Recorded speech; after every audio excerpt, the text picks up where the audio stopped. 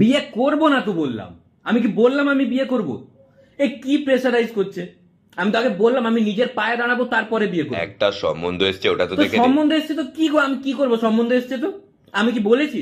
ফটোটা একবার দেখে তো আবার নে। ফটোটা একবার দেখে নে। এটা কি ধরনের প্রেসারাইজ করা হচ্ছে? এটা প্রচন্ড প্রেসারাইজ করা হচ্ছে আমাকে। আরে না, প্রেশার। আমি চাইছি না এরকম। ফটোটা দেখে তো নে।